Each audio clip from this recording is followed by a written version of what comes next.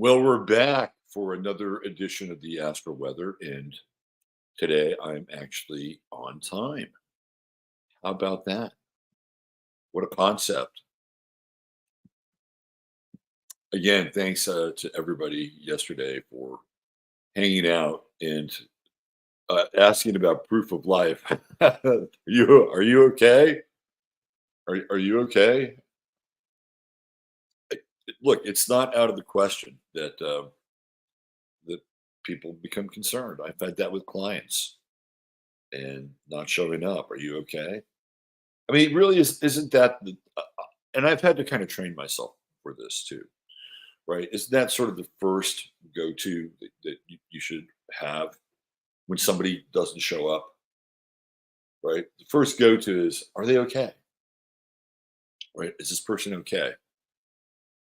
Versus, where the fuck are they? Where the hell are they? God damn it. Because sometimes that's appropriate, especially if it's a pattern, a habituation. Here we go. It is the Pi Day. Tomorrow's the Ides of March. A very uh, esoteric day in a lot of ways. I did an interview yesterday with Alex from uh, Kubrickology, and it's 2 hours. It is a fucking trip, man. This he and another guy creator have basically used Stanley Kubrick as sort of the Rosetta Stone of the Matrix. And you're going to have to watch the show to understand what I'm talking about. And the feeling, after we got into this, and it was even happening in real time. And I don't want to do any spoiler. It's like I don't want no spoiler alerts. But what he does and what was happening in terms of these strange synchronicities was happening in real time on the show. And I had an absolutely fantastic conversation with him. And you after you spend some time with this material, you come away with this idea that, like, was Stanley Kubrick some kind of time lord? And what was this kind of maybe explicate order that was operating through him with all these different nodal points uh, related to his films, characters in his films? I mean, on the one hand, it almost seems like madness, right?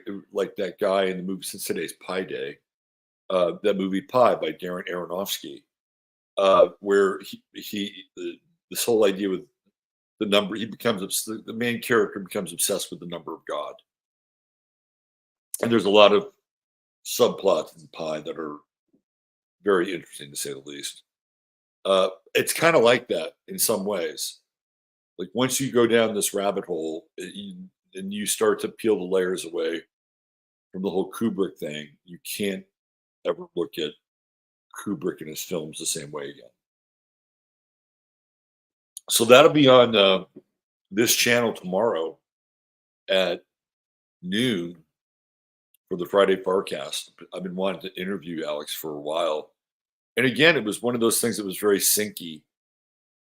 So I was thinking, man, I really want to reach out to Alex on Twitter and send him a DM and see if he wants to be a guest on the show. And like the day that I was going to do it, he put up a tweet on Twitter and said, "Hi, I'm available for interviews and appearing as a guest on podcasts." It was like, there we go.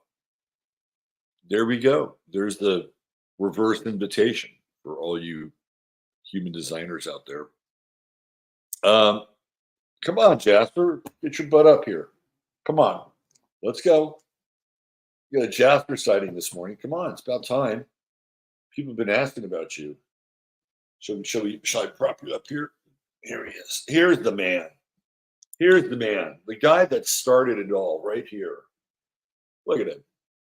Look how good he looks for a guy his age. You're looking good. Yes, you are. Yes, you are. Now your hips are a little funky. That's okay. It's all right. You're still getting around. Yeah. And you got a new little playmate lover. You are doing just fine. You're doing just fine. He and Peach are starting to really bond, like each other. All right, let's get into the weather. Now, don't go away. You're going to come up here. Oh, you're going to do your table thing. Okay, we'll do the table thing. Just watch out for the mic. Watch out for the mic. That's all I'm asking for. Here he comes. All right, we'll come through. Come on. Here he comes. You just started off where you began. Yeah. When you want to sit on my lap? You want attention. Okay. You get some. All right, let's get into the weather. Thank you for putting up with my pal here a little bit. You guys love Jasper, though. He's an OG. Don't forget to hit the like, thumbs up, subscribe, buy me a cup of coffee. Speaking of coffee, you guys got to check out Orlando's cup of coffee and screen. Tight little 25-minute podcast she does with her son. Really good. Check it out. It's really, I highly recommend it. You just listen to it at some point during the day, and she has such a great delivery and great chemistry with the kid. And I love that kind of West Virginia kind of drawl, that kind of West Virginia coffee and cigarette kind of drawl. Great accent. All right, here we go. The Astro Weather. The sun is now creeping up on Neptune, getting closer and closer. The boundaries are getting thinner and thinner. The veil is getting thinner and thinner. This happens every year. But again, as we talked about, I think yesterday, and maybe I talked about it on Sunday night, it's the final degrees of Neptune. And this is the second to last conjunction of the sun and Neptune that we will ever see in Pisces, right? We'll see it in Aries, but that's different because Neptune is the ruler of Pisces. Neptune is the lord of Pisces. So I actually really like this energy. The challenge with this energy is that if you're feeling good, and I'll be honest, I'm feeling good today. I hope you're feeling good. I hope that the worries and the weight of the world are not a burden, that they're not cramping your shoulders, right? You're not running around feeling like Atlas. The challenge with that, this is the kind of the moral and existential challenge. The challenge with that is that there's a lot of really dark shit going on right now. I mean, really, we are. If this was like a roller coaster ride, right? Like the Big Dipper in Santa Cruz, like we're clacking up the hill. We're getting ready to clack up the hill, and then hit that peak in terms of dark shit. So on 15 minutes, and the link is in the show notes. We're going to be talking about the TikTok ban and what that means for free speech. And because free speech is no longer free. There's a caveat with free speech. There's an asterisk. There's a clause. And the TikTok ban, again, I don't want to get too deep in the weeds with it because we'll talk about it on 15. But the TikTok ban also has the power to ban websites and or platforms that are deemed to be hateful. And who is one of the backers of the TikTok ban? The ADL. So this is what I'm talking about, right? We have this nice Sun Neptune conjunction, final degrees of Pisces coming in here, right? Sextiling the moon, sextiling Uranus. In a normal world, these are aspects that you could and should relax into, right? There's no conflict here yet. Tomorrow, when Neptune pierces that 3-degree orb and comes up on Neptune, 210, then things can get a little weird, right? Like the separation between the self and the world around you becomes almost indiscernible in some ways. Now, again, in a healthy society, in a balanced world, well, why wouldn't you want that? Why wouldn't you want to feel at one with everything? I mean, theoretically, isn't that the goal? To feel at one with everything? To feel like you're connected to every single thing in this realm and beyond? Isn't that the experience of God? I think that's the goal, honestly. And to be able to, I mean, people talk about this when they have these near death experiences, right? They leave their bodies and they identify with being something, but they don't identify with being a body, and they identify with being everywhere kind of all at once, right? That's the feeling. And generally, the reports coming back, if you believe the reports, are mostly positive around that experience. So that's theoretically what it's like out of the body. And what would it be like in the body to be able to have that experience and not lose your mind, right? To be able to feel it in its fulsome nature. I mean, this is what the mystics aspire towards. So we're coming up on that. But the downside of that is when there is no uh, discernible boundary between you and another person or your cat or the tree, right? When those things dissolve, then you're very vulnerable and open.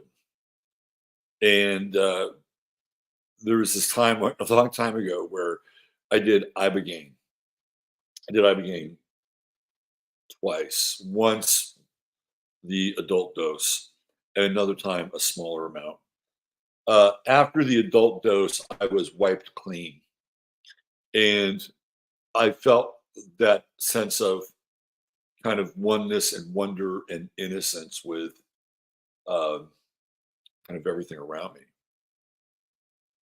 And I remember going to this place where I had like a little, PO box, mailbox. It was a copy place, and I would do copies. I really liked the owners of this place; they were cool.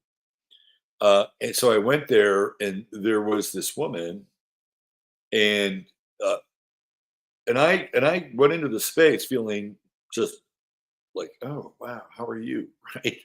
We're all one. And man, she was a fucking angry tempest in a teapot. And then I realized, holy shit, the rest of the world is not where I'm at right now. And I need to pull back in some ways because it was fascinating to watch that energy. It wasn't anything I wanted, and it was her it was her railing against something really trivial, really, really trivial. And so when you're in that space, you begin to see how trivial things are. So we're coming up on that, and we've got this really nice sextile to the moon, which absolutely loves Taurus. Jupiter's exalted in Taurus, right? So we've got all this nice Taurian energy. And this is fertile. This is the rain, right? This is the rain from the heavens coming down and creating moist earth. I guess I don't know. I mean, I think today, if you're a gardener, I think today would be a good day to plant with that moon in Taurus, especially with Uranus. And if you want to plant some exotics, you say, I don't know, we tried this last year and it didn't work. You should try it this year. This is a very fertile aspect here. And again, in a normal world, in a sane world, in a balanced world, we just all flow right into that without a care in the world, right? Trusting, trusting the divine nature, which is Pisces and the above, and trusting our relationship to the earth, which is terrestrial below. And you get it kind of covered there, right? And maybe that's just a strategy you want to employ anyway. Like, fuck the rest of the world because you're not going to save it. And a lot of these people who are making decisions for us are completely unqualified, borderline insane. Some are, I'm convinced, are inhuman. And their disease and their viral psychopathology has spread amongst us and has infected the masses. COVID is nothing compared to the psychopathic virus, or more importantly, the sociopathic virus. Psychopaths at least have some degree of empathy after they've committed an heinous crime. Sociopaths don't. So this is the energy. You can flow right into it, right? Even with Saturn, the Time Lord, Saturn is having a very nice relationship with Jupiter. The hard work pays off in abundance. The faith that you have in what you're doing pays off. So this is really, now as we get closer again with the Sun and Neptune, those boundaries become very, very wobbly. And the other thing with Neptune as well, like in this position, in the old days of astrology, they would talk about astrology in kind of very fatalistic terms, and the outer planets were the masters of one's fate. So Neptune has that quality, right? Like there's something sort of what's what I'm looking for. Serendipitous may be too light, but Neptune has that quality that creates an opportunity or an experience that seems to be kind of beyond one's ability to do it on their own, right? Like you're running into this this event on the event horizon, right? That's how the outer planets sort of work. And with Neptune, I think the higher octave of Neptune, it feels good. It feels like, hey, the water's warm. Come on in, right? Then all of a sudden you see a fin swimming around you. No, but that's how the outer planets work. They almost feel like they have this kind of predestined quality. I don't like to use the word fate, but this predestined quality. And with Neptune, it's almost like a dream. It feels like a dream. It feels surreal. If there's any planet that I would say rules surrealism, it would be Neptune. So we're coming into this kind of peak period here, and 3 days from now, which puts it on Saturday.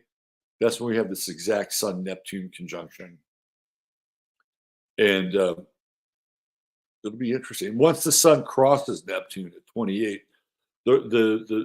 again the dynamic shift between Neptune leading the experience and surrendering and letting go, which is really kind of a big phase right now. The sun comes into play, and the sun is now kind of directing the show, right? And if you look at it again, just from that perspective, surrendering and letting go, and the sun comes through Neptune and pops in on the other side, it's almost like a rebirth. I dare I say like a baptism as the sun moves through the waters of Neptune and you come out the other side, and there's this sense of renewal. So I don't know. Maybe some of you out there do enjoy doing a water fast. Maybe you want to do that over the next 24, 48 hours. I am not a medical doctor, but I could see where that would be interesting with the Sun Neptune conjunction. And then coming through the other side and feeling like, oh, wow, my organs got reset, and water being the key theme here. We still have Mars warring against Uranus, and now the moon has entered the fray. I think this is an interesting factor that's been introduced into this ongoing fractious energy with Mars Uranus. Because when we think of the moon, we think of things that are really valuable to us, especially in Taurus, like our homes, our property, our possessions. Remember, the moon is the mother as well. And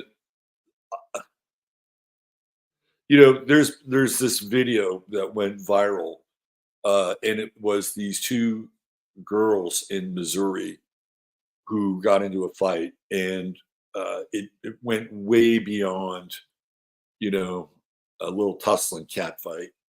One of the girls uh, kept smashing this other girl's head into the ground, and now she has probably got brain damage. I mean, this is very serious stuff. Very serious stuff. And when we look at the moon in this position, uh, it almost takes on this quality where we have to demand that our children are protected. Like, this can't happen. This cannot happen. And we've allowed ourselves to get to this point where it's become almost like a blood sport. And these videos, I talked about this with James Bartley on the Cosmic Switchboard show.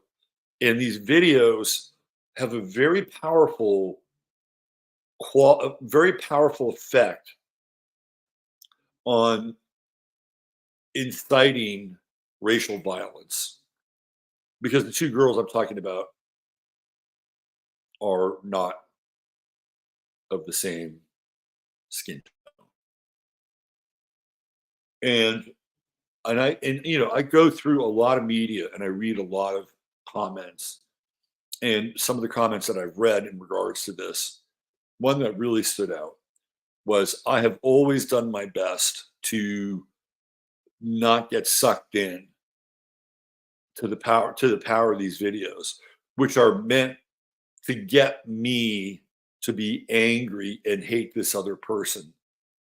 But after seeing this, I'm having a really hard time holding that position.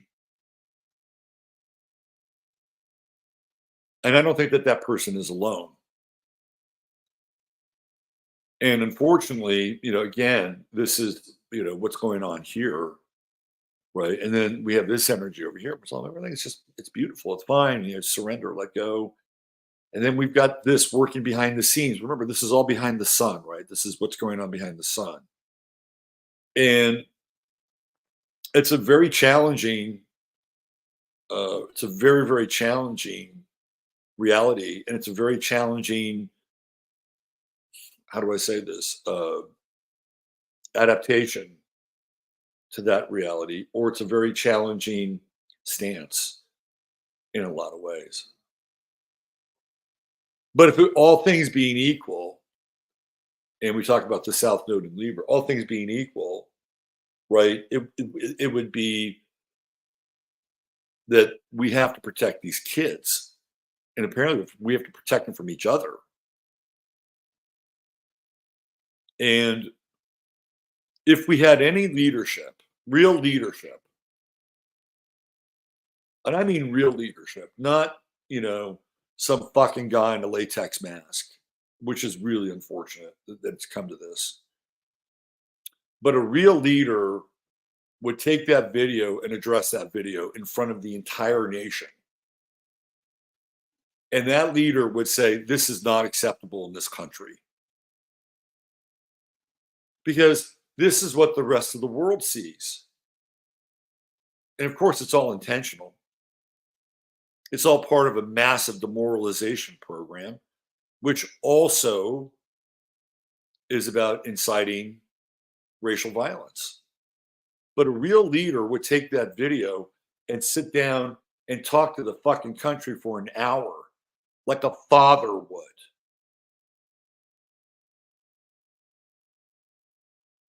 But I haven't seen that. I've never seen it with Biden. I didn't see it with Trump. I'm sorry.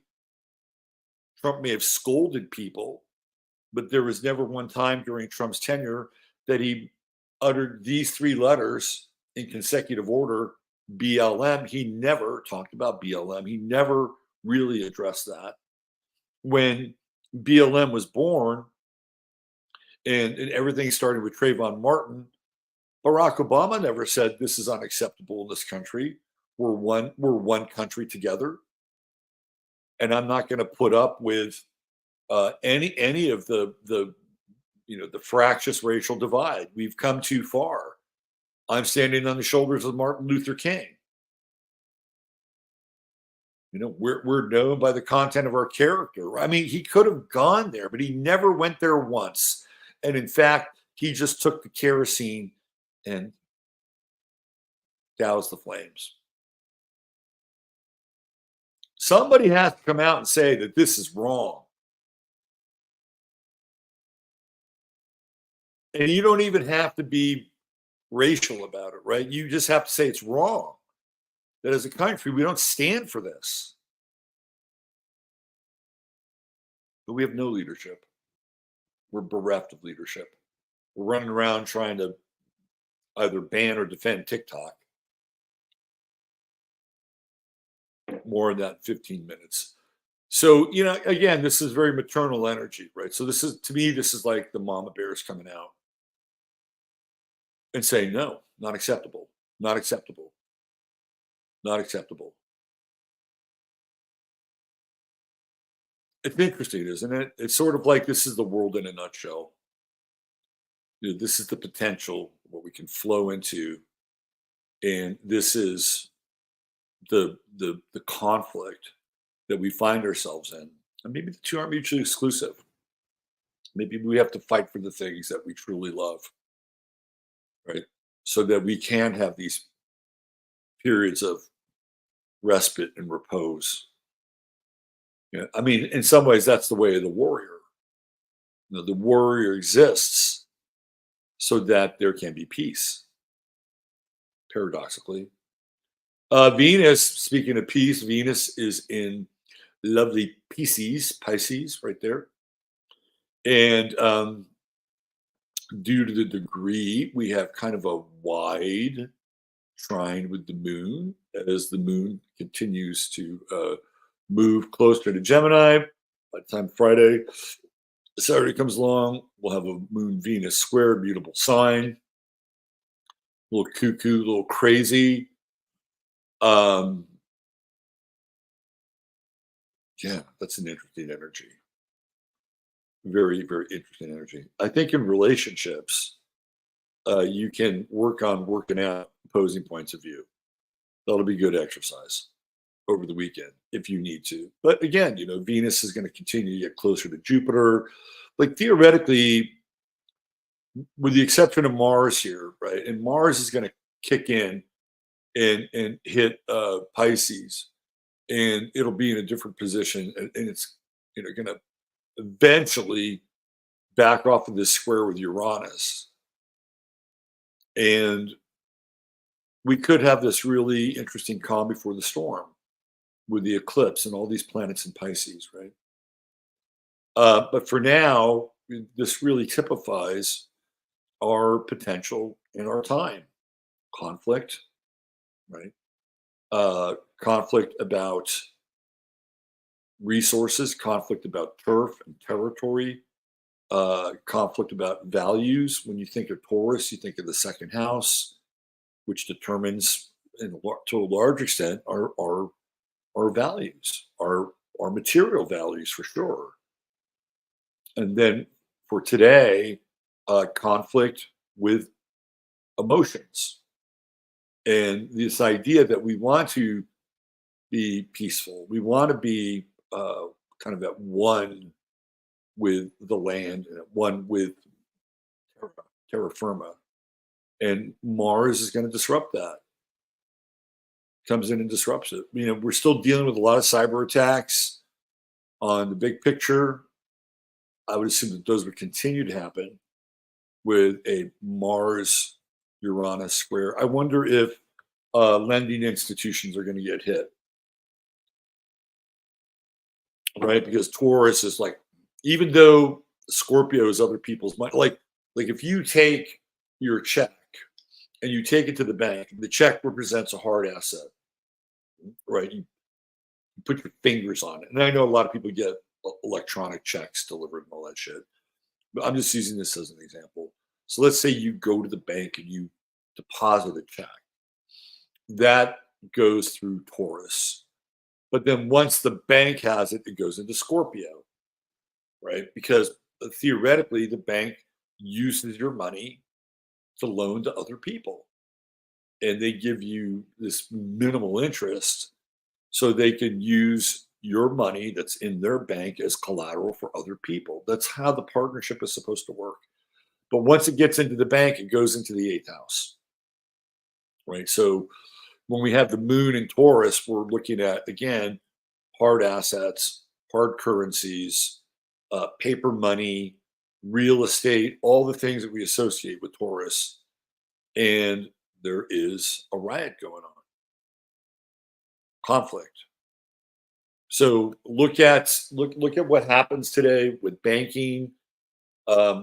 Look at see if they passed any banking bills and anything related to banks today, real estate as well. I think that's on the menu. All right, what do we have? We have Mercury here. Yeah, yesterday I talked about paying off debt, and I still it's still in the wind and in the works. So if you have the potential to pay off debt, I would say do it. Mercury in Aries, and it feels like Mercury in Aries in a lot of ways. It's funny on Thursday night or Tuesday night rather.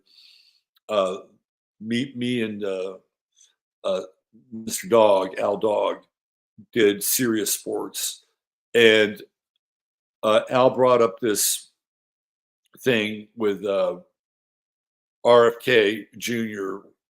wanting either Aaron Rodgers or Jesse Ventura as a running mate. And apparently, RFK is really serious about Aaron Rodgers, which I find utterly bizarre. Not that I don't like Aaron Rodgers. He's become somewhat interesting.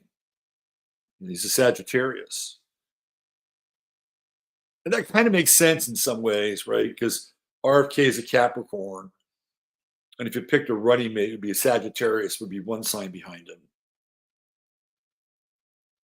So he brought that up. And then I went with, well, all these sports guys now are angling to be political. And then he said, there was this thing about Steph Curry, and somebody asked him about being president. And then I brought Charles Barkley to the table, and I brought The Rock to the table because, there's, again, in kind of conspiracy world, for a long time, there's been this rumor that The Rock would become president one day for all these strange reasons. But he's done nothing to dissuade the possibility of that. So we did a show on that on Tuesday night, and our graphic that I put together had all those characters: Aaron Rodgers, Charles Barkley, Shannon Sharp, Jesse Ventura, Steph Curry. Last night, Jason Whitlock did a show on the exact same topic, and the layout was exactly the same for his thumbnail. Well, not exactly, but it was definitely a kissing cousin. Let's put it that way. So to me, that's Mercury and Aries in a lot of ways, right? Maybe, and I'm not saying that Jason Whitlock stole my idea. I'm not saying he stole my idea. And I'm not saying that his content creator stole my idea, although it'd be nice to think that. But it's kind of in the air, right? When we get into Aries, we talk about warriors, and this is something we brought up on the show, and how back in the day they would take warriors, and once they had achieved fame on the battlefield, they would then graduate into leadership. The last example we have of that would have been Dwight Eisenhower, who was a World War II theoretical hero, becoming president. Harry Truman was in World War One. You had Andrew Jackson, you had Ulysses S. Grant. Going back further into history, you had both the warrior and the leader in Alexander. At one point, Mark Antony becomes Caesar, right? And he was one of Nero's generals. And even Nero himself was a general who became Caesar. So this idea of these warriors becoming leaders, emperors, presidents, it's historical. So this is what we were talking about. So it's kind of in the air, right? It's kind of, I'd like to think that it was just in the air. But if it wasn't in the air, I'd like some feedback from Mr. Whitlock and his producers. Just saying. But get to it, right? This is Mercury. Get to it. Get to it. It's getting closer and closer to the true node. And when I think of Mercury and Aries, I think of this concept in Tibetan Buddhism of like the diamond mind, right? That the mind is this sharpened tool with all these different facets. I think of the diamond mind with Mercury and Aries, and it's literally sliced away all the extraneous sort of details and the fat, right? And all you have is just the meat of the thing itself with Mercury and Aries. So it's all about getting to the point. And I don't know. Hopefully, I got to the point today. We took a few back roads to get there, but we're there. When Mercury comes up here, it starts to conjunct with Chiron. That's going to be a very interesting time, and we're about 9 days out from that. That's kind of a declaration, perhaps, of war, or maybe the exposure of war aspect. All right. So there you go. That's the Astro Weather. And let me get back to. Oh, come on now. Where'd you go? Right there. All right. Let me bring up the banner. So it's our True Hemp Science Star of the Day moment. And you know the drill. If you go to True Hemp Science, which is your one-stop shop for all things CBD, and not just any CBD, some of the best, most high quality, organically sourced CBD that you can find.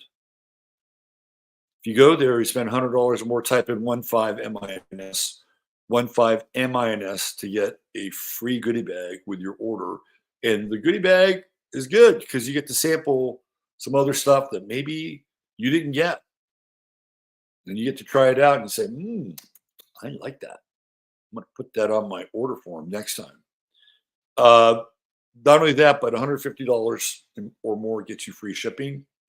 And you also have a 30-day money back guarantee. And our good friend Chris over at True Hemp Science, you know, he's a Main Street business, Main Street guy, and we love to support Main Street. Okay, let's get into our True Hemp Science star of the day. And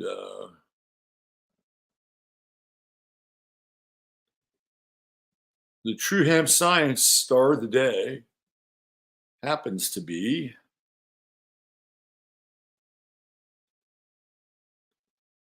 my mother. There she is. Now, look how happy she looks. Look how happy she looks. This came from the event that we had here in October during the eclipse. And I had never seen her happier and more relaxed than at this 3-day event. And everybody that was there made her feel like she was really special. And she felt it too. You know, ironically, she was a projector. So she was just picking up on all this energy. She loved it, right? Like that's what projectors do. And you can just see how happy she was there and how relaxed. And I think that this is in a lot of ways the peak of our time together the last year. So I said I would do her on the her birthday's actually tomorrow, but since we're doing um, the forecast tomorrow, I just thought I would do her chart today. So, man, do I know this chart? I know this chart inside out because I lived with this chart for 63 years. And where do I start with this chart? How about the ascendant in Cancer at 25 degrees? And then there's Pluto, right? She just went through the Pluto opposition. You know, and usually when people get through that Pluto opposition, you can tack maybe a decade onto their lives if they get through it. But it was challenging and tricky for her with this Pluto opposition. That's when she went through really the majority of her health problems. I mean, just from this astrological standpoint, I mean, you could just see it, right? The struggle between life and death here. But she was a survivor, you know, with Pluto and Cancer. She would just hang on, right? And even the retrograde part, I'd like to think of Pluto retrograde here as almost being like a resurrection kind of energy. I can't tell you how many times over the last year that she nearly died. And 2 times she completely uh, she completely busted what the doctors said she could do. And it was this tenacity, right? She lived her life with this tenacity.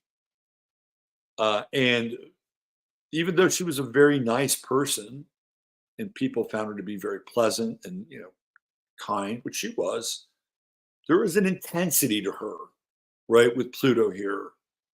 And her mother was a Cancer. And her mother was probably the most villainous person in her family, and that went for just about everybody in her family, with the exception of maybe her younger brother and younger sister, both of whom were more adored by her Cancerian mother than she was. And she grew up in a household where she did not get a lot of love. And you can even see this here, right, with the Moon Neptune conjunction. That Moon in Virgo, and we would see this Moon in Virgo fucking kick in. You know, even when she was walking around with like her cane, she'd be in the kitchen fucking scrubbing away for an hour. And Joan and I would look at each other. It was this Moon in Virgo, right? And I think in a lot of ways, this you know, Neptune kind of tempered it a bit. but it brought up its own kind of challenges with the moon here. And, and again, knowing this chart, like, the moon in Virgo is mercurial because it's ruled by Virgo here, and also in the third house, which is the house of Gemini. And what's fascinating in that her being the oldest child, she was the mother to her siblings. She was drafted to do all these things around the house and to clean and to, right? This is just the way the world was. She was born in 1938, but she was the mother to her siblings. And even her younger brother looks up to her as more his mother than his Cancerian birth mother, whom he also has a great deal of disdain. My grandmother was not a very warm and fuzzy person. She was a cranky Cancer woman. And so my mother was drafted into being the mother to her siblings. And again, with Neptune here, it's almost, we talk about these boundaries, right? Like there's very little boundary here. Full disclosure, I would run into those lack of boundaries sometimes with her. And I don't want to get too into the weeds because I want to talk about this chart in a way that's positive and exemplifies some of the best things of who she was. But it was there, and I felt those boundaries or the lack of those boundaries. And it's like, hey, we could use a little more boundary here, right? We could, but that's just not how. That's not how she was wired. But I believe it was this Pluto that, excuse me, allowed her to transform the conditions of her life because she started off, piss poor family, too many kids, yeah, not enough resources, not enough love to go around. In the early days, they had to go into, fucking wooden outhouse outside the house. It wasn't even inside the house, right? And it always galls me when I hear this term white privilege. My mother, like many other parents, grew up in rural conditions, even though she was born in New Jersey, right? Rural conditions started with a deficit in life, huge deficit. But there are some things that really helped her along the way. And it was all this Aries energy, right? My mother was relentless. She was relentless. And she also had to deal with a lot of obstacles. And I remember when she moved in with me, like all I got to experience with her initially was just chaos. And it would come out of nowhere. And then I realized, oh shit, she's got Eris in her chart. It's right here, conjunct Venus and conjunct Mercury. Holy shit, look at that. And she was one of these people where shit would just go sideways. And I would sit there and watch it and go, what the fuck? How does this happen? Right? And I would call her on it too. It's like, and I would say, I've never been around a person who is able to invoke so much chaos and disorder without doing a damn thing. And she didn't understand it. She laughed about it sometimes. And you can see Saturn here on the midheaven, right? And that's the highest planet in her chart. And my mother, again, looking at her chart, what did she do for a living? She worked for the Navy on the government side. So there's Pisces, which is water, and then Aries, which is like the armed forces. Her first job was at Raritan Arsenal in New Jersey, which was an army depot, and then Fort Monmouth. So she was connected to the military all of her life, right? And where did she meet my father? At a dance on the base. So she married a soldier. Venus-Saturn conjunction. And they had a lot of ups and downs. And, I grew up in kind of a tumultuous household. And she had that Venus Saturn conjunction, and she was not going to let go, right? She was not going to let go. And that cemented her commitment in a lot of ways. And really that was her kind of MO in life, was not letting go. And as a result of that, she started off, at a very, ground floor level. But by the time she retired, her job in the Navy, she was what was called a contract specialist. So she dealt with municipalities and the Navy and their bases. She negotiated contracts and all this other stuff, right? And her job at her level when she retired, the educational equivalency to attain her GS ranking was somebody, usually a man, because it was a male dominated field, who had a degree in engineering. She was at their level. And that's Aries. It was relentless, right? She never called in sick. I mean, and this went all the way across everything she did. And she would come home from work, and then she'd drop down into that moon in Virgo, right? And very sacrificial. And she would cook dinner. This is somebody who had to fucking commute, 55 miles and at times bumper to bumper traffic, do a hard day's work, and then come back again and do it. And then cook and clean. And I mean, when I look back on her life, like her ability to be in the world, and she was the breadwinner of the family too. She always made more than my father. And not only that, but maintain the household, like, unreal. Now, there wasn't a lot more left on the bone for really anything else, though, right? Like, she was on this kind of oppositional string. So that's how she managed her life, right? It was kind of this relentless pursuit of doing her job and doing a good job, and then, managing the affairs of the family. Um, she was stubborn.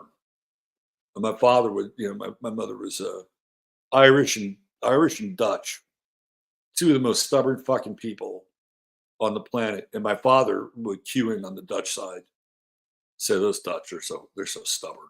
Well, she had Mars in Taurus. And again, it's that kind of relentless, it's slow to move, but once it gets its momentum, it's like a rhinoceros, right? Mars and Taurus. And it's in the 10th house. And Aries is up there, the kind of the ruler of the 10th house for her. And so Mars is well, it's not quite a rulership, but it's representative. And again, she was tireless, right? She was, like a bull, really, with her work and her home.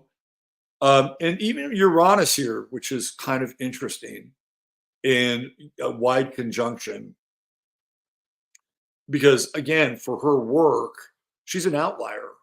And again, with Mars here, dominated by the military and men in her field, right? Like, she's an outlier. She's in that regard, she's probably more male in her work world. And she had this Jupiter Uranus square too. I wonder if that had something to do with sort of the high strange and the chaos as well. Maybe. And I think with people and how they viewed her, I think it was this.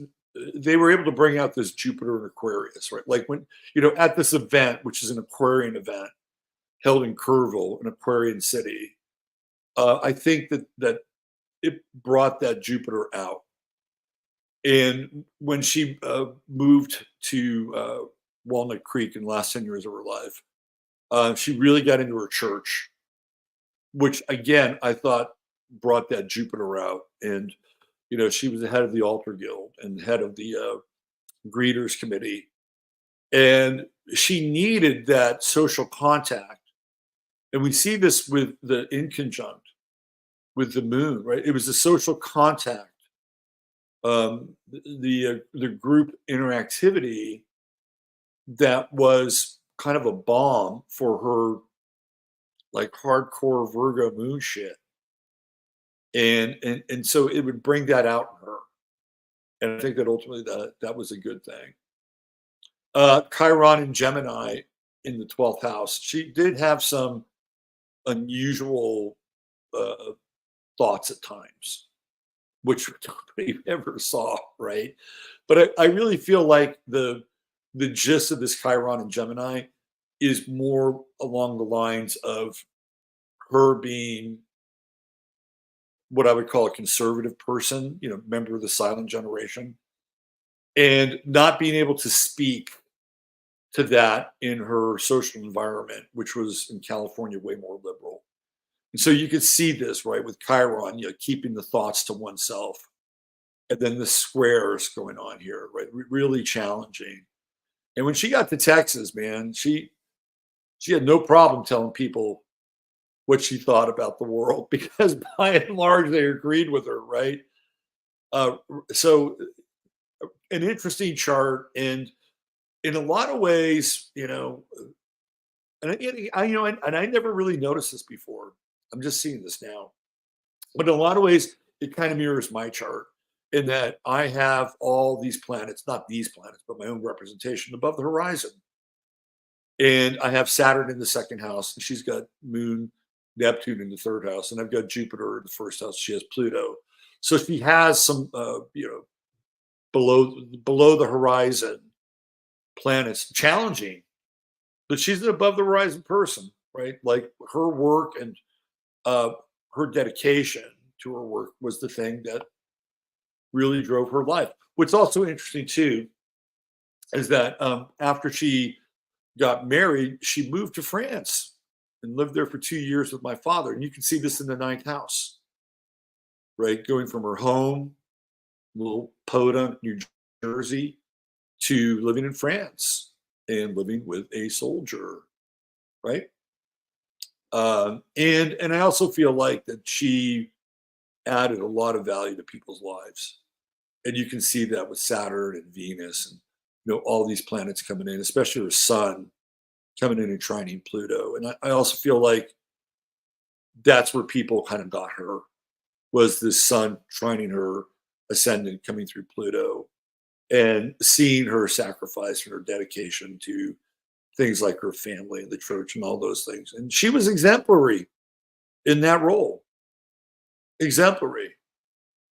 And I know a lot of people put their mothers on pedestals. I'm not one of them, actually. I mean, I'll be honest.